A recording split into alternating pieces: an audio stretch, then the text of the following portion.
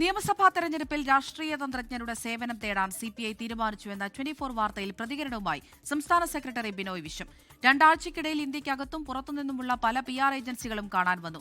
Party ഓഫീസിൽ ആർക്കും വരാം, എന്നാൽ അന്തിമ തീരുമാനം എടുത്തിട്ടില്ല എന്നും ബിനോയ് വിശ്വം പറഞ്ഞു. ഈ കഴിഞ്ഞ രണ്ടാഴ്ചക്കിടയിൽ ഞങ്ങളെ കാണാൻ വേണ്ടി പലരും ബന്ധപ്പെട്ടുണ്ട്. ഇവിടെ രണ്ടാഴ്ചക്കിടയിൽ ഞങ്ങളെ കാണാൻ വേണ്ടി പലരും ബന്ധപ്പെട്ടുണ്ട്.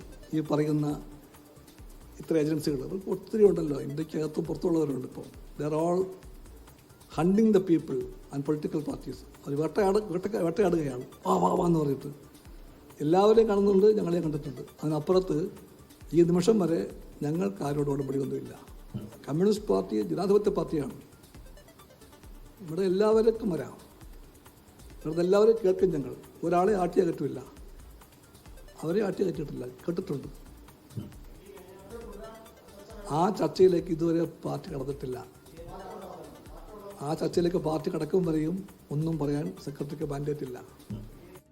ലോകത്തെവിടെയായാലും ഏത് സമയത്തും 24 വാർത്തകളും ഓഗ്മെന്റഡ് റിയാലിറ്റി പാക്കേജുകളും എക്സ്പ്ലെയിനറുകളും വിശദമായി കാണാൻ ഞങ്ങളുടെ YouTube ചാനൽ നിങ്ങൾക്ക് സബ്സ്ക്രൈബ് ചെയ്യാം.